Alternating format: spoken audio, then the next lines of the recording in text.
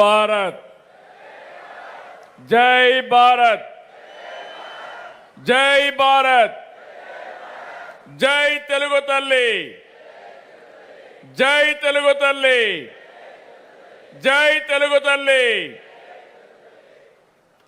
చాలా సంతోషం మిమ్మల్ని చూస్తూ ఉంటే. ఈరోజు మంత్రి గారు స్పీచ్ విన్నాం. అనర్గళంగా దేశంలో ఏం జరిగింది, ఏం జరగబోతుందో చాలా స్పష్టంగా చెప్పారు. ఒక ప్రాక్టికల్ పాలిటీషియన్, చేసి చూపించిన వ్యక్తి. ఈరోజు కూడా మీరు ఇక్కడ చూస్తే ప్రతిరోజు ఆయన ఒక మాటల్లో చెప్పడం కాదు, చేసి చూపిస్తాడు. ప్రతిరోజు ఒక చెట్టు పెడతాడు. చాలామంది మనం గుర్తుపెట్టుకోవాలి. ఈరోజు ఇక్కడికి వచ్చినప్పుడు ఆయన చెట్టు పెట్టడమే కాకుండా మా ద్వారా కూడా చెట్లు పెట్టించి వాతావరణం కోసం ఏ విధంగా పనిచేస్తున్నాడో ఒక నిజమైన ప్రాక్టికల్ పాలిటీషియన్, స్ఫూర్తినిచ్చే వ్యక్తి union minister for agriculture and rural development Shivraj Singh Chouhan గారికి గట్టిగా చప్పట్లు కొట్టి అభినందించండి. Union minister of state for heavy industries and steel Bhupathiraju Srinivas Varma గారికి, గౌరవనీయులు union minister of state for communication and rural development Pemmasani Chandrasekhar గారు, బీజేపీ రాష్ట్ర అధ్యక్షులు, ఈ కార్యక్రమాన్ని చాలా సమర్థవంతంగా అందరినీ కలుపుకొని బ్రహ్మాండంగా నిర్వహించినటువంటి పివిఎన్ మాధవ్ గారికి,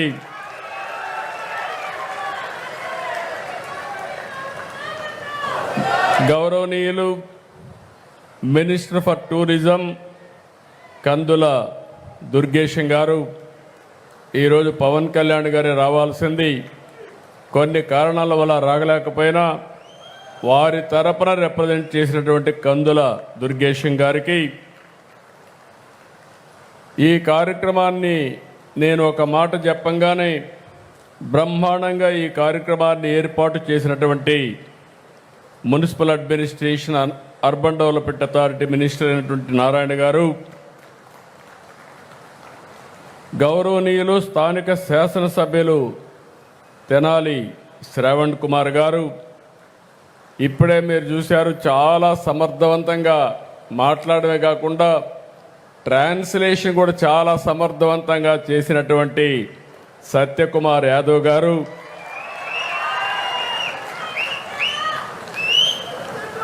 state general secretary BJP Madhukar గారు. చాలామంది పేర్లున్నాయి. ఇప్పటికే చాలా ఆలస్యమైంది. మీ అందరికి కూడా ఆకలేస్తూ ఉంటుంది. అందరి మారిగా నేను కూడా ఎక్కువ ఇబ్బంది పెట్టకుండా వీలుని తొందరలో కంప్లీట్ చేయాలనుకుంటున్నాను. అలాంటి ఈరోజు గౌరవ పార్లమెంట్ సభ్యులు, గౌరవ శాసన సభ్యులు, శాసన మండలి సభ్యులు, వేదికపై నుండే ప్రజాప్రతినిధులు, అదే మరి ఈ కార్యక్రమానికి వచ్చినటువంటి బీజేపీ, తెలుగుదేశం, జనసేన నాయకులు, కార్యకర్తలు, ఈ ప్రాంత రైతులకి, సోదరి మండలందరికీ పేరు పేరున మనస్ఫూర్తిగా నమస్కారాలు, అభినందనలు, స్వాగతం, సుస్వాగతం. ఈరోజు ఒక చరిత్ర, ఒక యుగ పురుషుడు పుట్టిన రోజు, శత జయంతి ఉత్సవాలు జరుపుకుంటున్నాం. అది కూడా ఎక్కడ జరుపుకుంటున్నామంటే దేవతల రాజధాని అమరావతి అయితే ప్రజా రాజధాని ఈ అమరావతిలో జరుపుకుంటున్నాం. చాలా సంతోషపడుతున్నాను. నాకెప్పుడు ఒకే కోరిక, దేవతల రాజధాని ఏ విధంగా ఉందో మనం ఊహించుకుంటున్నాం. అందులో ఒక నమూనాగా ఈ అమరావతి ప్రజా రాజధానిగా ప్రపంచం మొత్తం గుర్తుపెట్టే విధంగా చేయడమే నా ఆలోచన, నా ధ్యేయం దానికోసమే పనిచేస్తున్నా. మొట్టమొదటిసారిగా ఇక్కడుండే రైతుల్ని, ఈ ప్రాంత రైతుల్ని మనస్ఫూర్తిగా అభినందిస్తున్నా. ఈరోజు శత జయంతి ఉత్సవాలు ఇక్కడ జరుపుతున్నామంటే ఒక స్ఫూర్తిదాతలైనటువంటి రైతులు ముందుకొచ్చి ప్రపంచంలో ఎక్కడా జరగలేదు. 33,000 ఎకరాల భూమి, 29,000 మంది రైతులు ఒక్క రూపాయి తీసుకోకుండా ఆ భూమిని ల్యాండ్ పూలింగ్లో ఇచ్చారు. అంటే ఎవరు ఈ ప్రపంచంలో చేయలేదు. అలాంటి స్ఫూర్తి ఇచ్చినటువంటి రైతాంగానికి మరొక్కసారి శిరస్సు వంచి నమస్కారాలు తెలియజేస్తున్నా.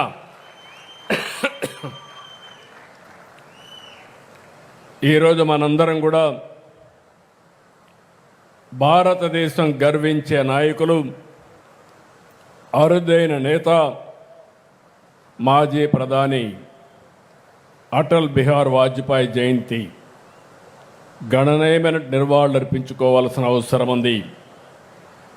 అమరావతిలో కొత్తగా రాజధాని నిర్మాణం చేస్తామంటే ఇక్కడ ఎలాంటి నిర్మాణం చేయాలనుకున్నప్పుడు మాధవ్ గారు వచ్చి శత జయంతి ఉత్సవాలున్నాయి, ఇక్కడ వాజ్పేయి గారి విగ్రహం పెట్టాలని ఒక మాట అంటే నాకు పాత రోజులు జ్ఞాపకం వచ్చాయి. ఇమ్మీడియట్గా చెప్పాను, ఆ నాయకుడికి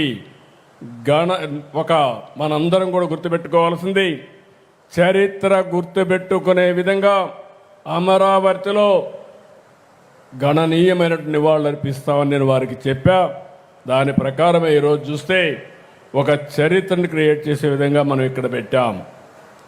ఈరోజు మీరు చూసినప్పుడు వాజ్పేయి శత జయంతి ఉత్సవాల సందర్భంగా బీజేపీ ఈ నెల 11వ తారీఖు నుంచి అటల్ మోడీ సుపరిపాలన యాత్రను ప్రారంభించారు. నేను చూశాను, వాచ్ చేస్తా వచ్చాను.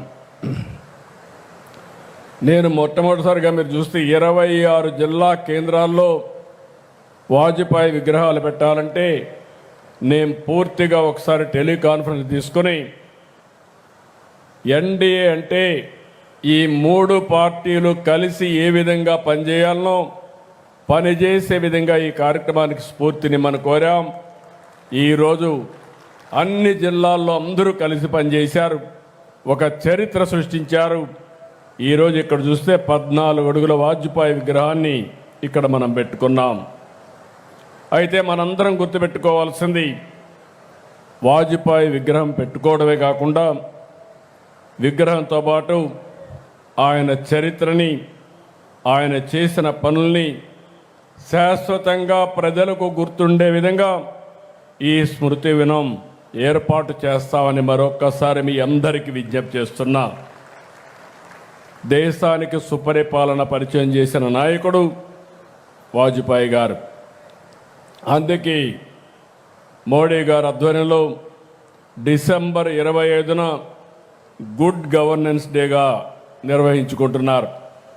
నేను చాలామంది నాయకులను చూశాను, కానీ ఆ రోజు వాజ్పేయి గారు, తర్వాత ఈరోజు మోడీ గారు విశిక్షణమైనటువంటి లక్షణాలు ఉండే నాయకత్వం, చరిత్ర తిరగరాసే నాయకత్వం.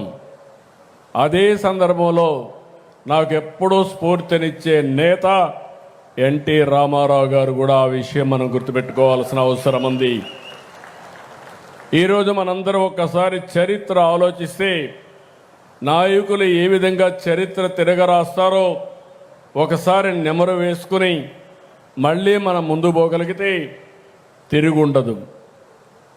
మొట్టమొదటిసారిగా ఈ దేశంలో వాజ్పేయి గారి నాయకత్వం. ఆ తర్వాత మీరు ఆలోచిస్తే యాంటీ కాంగ్రెస్ సెంటిమెంట్కు బీజం వేసిన వ్యక్తి నందమూరి తారక రామారావు గారు అని చెప్పి కూడా నేను మీకు తెలియజేస్తున్నా. ఎప్పుడు కూడా ఎన్టీ రామారావు గారు, వాజ్పేయి గారు చాలా చనువుగా ఉండేవాళ్ళు. ఎన్టీ రామారావు గారిని 84లో ఆ రోజు కావాలని కేంద్రం ఇందిరాగాంధీ గారు ప్రభుత్వాన్ని రద్దు చేస్తే ముందుండి నడిపించిన వ్యక్తులు అద్వానీ గారు, వాజ్పేయి గారు అని చెప్పి కూడా మీకు గుర్తు చేస్తున్నా. ఆ తర్వాత అనేక సందర్భాల్లో మీరు చూస్తే నేషనల్ ఫ్రంట్ పెట్టి, నేషనల్ ఫ్రంట్ ద్వారా ఈ దేశంలో యాంటీ కాంగ్రెస్ బీజం వేసిన మొట్టమొదటి నాయకుడు, ప్రభుత్వాన్ని ఏర్పాటు చేసిన నాయకుడు ఎన్టీ రామారావు గారు అని చెప్పి కూడా నేను మీకు తెలియజేసుకుంటున్నాను. అదే సందర్భంలో ఇప్పుడే మిత్రులు మాట్లాడినప్పుడు మొట్టమొదటిసారిగా ఈ దేశంలో ఆర్థిక సంస్కరణలు ప్రారంభించిన వ్యక్తి కూడా పివి నరసింహరావు గారు. అతను కూడా తెలుగు బిడ్డ అనే విషయం మనం గుర్తుపెట్టుకోవాల్సిన అవసరం ఉంది.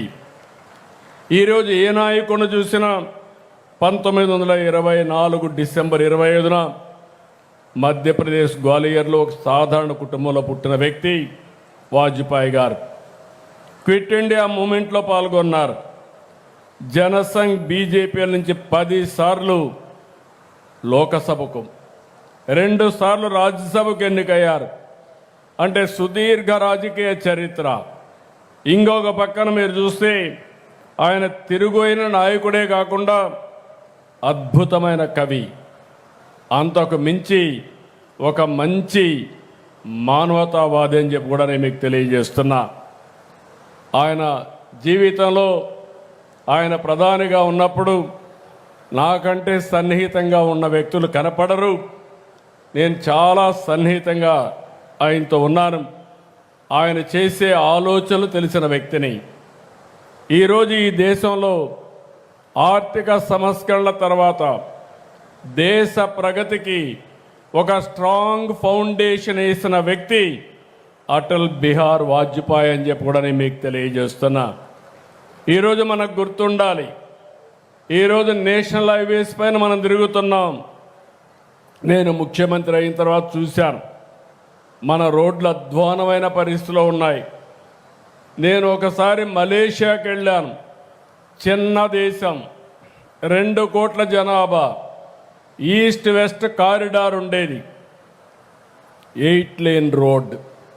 అది చూస్తే నాకు అసూయ వచ్చి వాజ్పేయి గారి దగ్గరికి వచ్చి, చిన్న దేశం బ్రహ్మాండమైన రోడ్డు వేశారు, ఇంత పెద్ద దేశం మనం ఒక రోడ్డు వేసుకోలేకపోతున్నాం అంటే